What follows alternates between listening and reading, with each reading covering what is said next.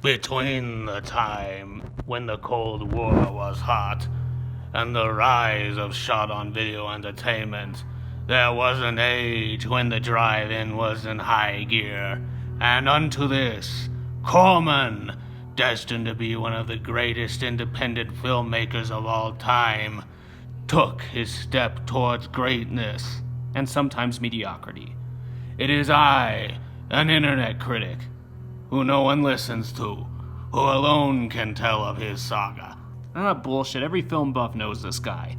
Let me tell you of the days of cheap budgets, rubber monsters, and boobs. Lots and lots of boobs.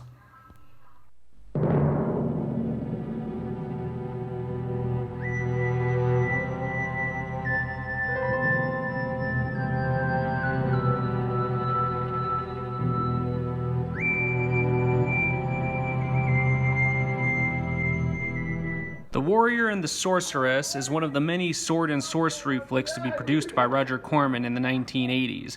Originally called Cane of the Desert, it was shot in Argentina and stars David Carradine, Maria Silkas, and Lucas Skew. The film was released on September 7, 1984, and today is considered a cult classic. The plot of the film focuses on David Carradine, who plays Yojimbo. That's not his character's name, but it might as well be because the movie is Yojimbo. The story focuses on a man who goes to a town that has two warring gangs that he pits against each other. So if you've seen Yojimbo or A Fistful of Dollars, then you've seen this movie. I mean, just take a look at this scene and tell me where it's going to go. If you want water, go dig for it, like everyone else. I never was much for digging. I'm gonna cut you in half.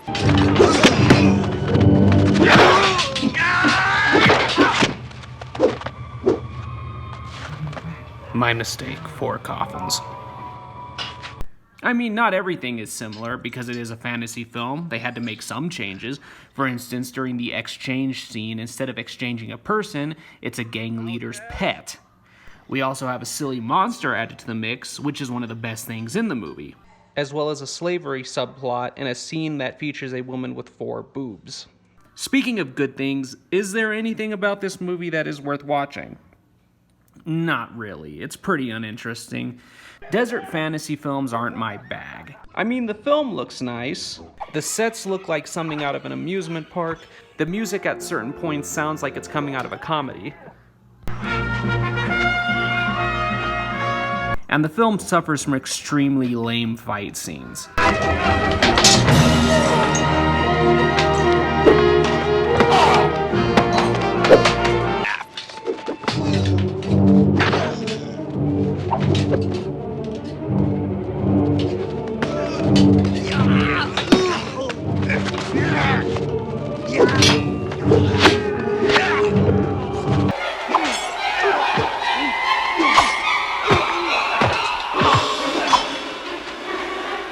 Even Carradine couldn't save this movie.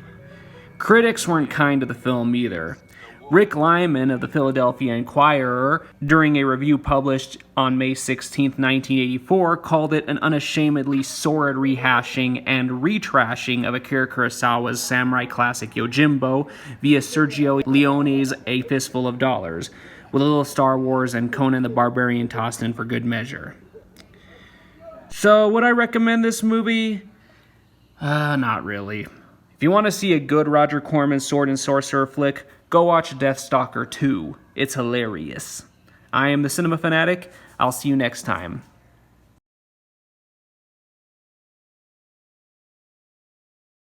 This movie sucks.